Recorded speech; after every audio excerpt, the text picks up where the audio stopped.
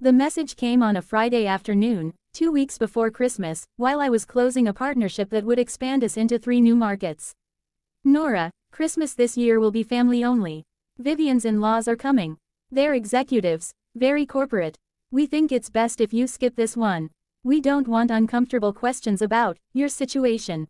You understand. I read it twice. Then I typed back a single word, okay. Vivian had always been the polished one, the daughter my parents proudly introduced. I was the quiet builder, the one who worked in the background. I had kept my success separate from family dinners, and now my absence was being used as protection, shielding their image from people who mattered more than I did. Evan Rios, my chief strategy officer, noticed my breathing shift.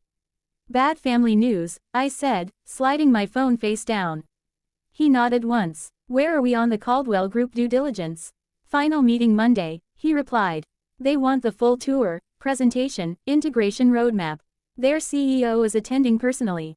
The name landed hard. Malcolm Caldwell, I asked. Yes. Does he have a son named Graham?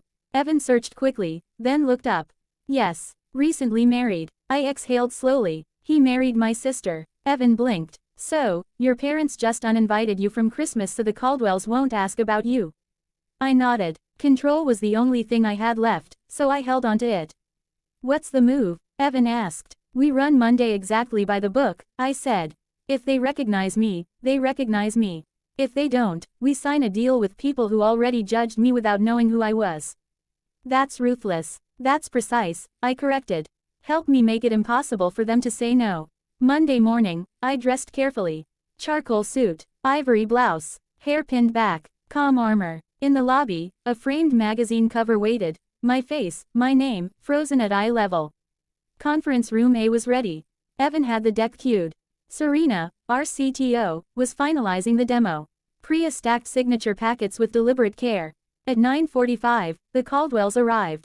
Graham Caldwell entered first, handsome in a practiced, effortless way. His mother, Celeste, followed, pearls resting on her collarbone like inheritance. 2 executives came behind her. Then Malcolm Caldwell walked in, calm and commanding, the kind of man who expected rooms to bend. None of them recognized me. At my sister's wedding, I'd been background noise.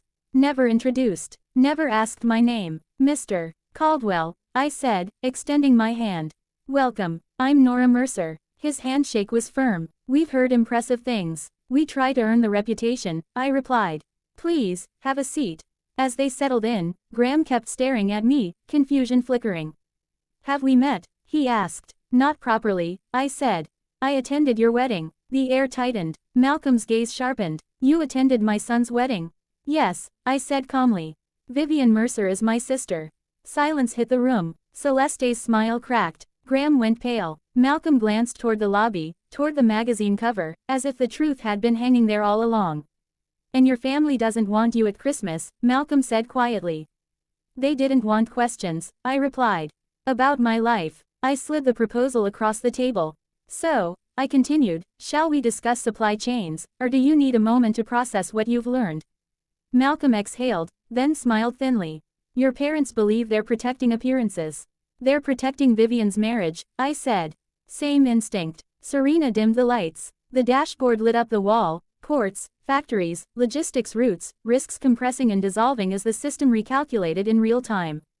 I watched their faces instead of the numbers. Is difficult to hide. When the demo ended, Malcolm nodded once. We'll sign today, he said.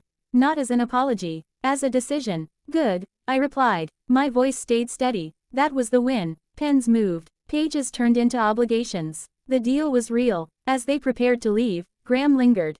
I'm sorry, he said quietly.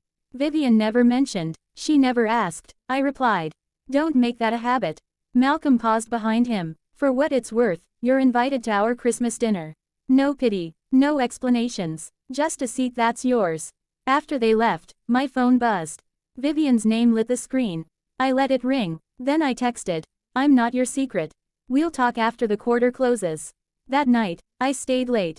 The office hummed, the city glittered below. I wasn't going home to be evaluated. I was moving forward, on my terms. Founder, partner, sister, only when I chose to be.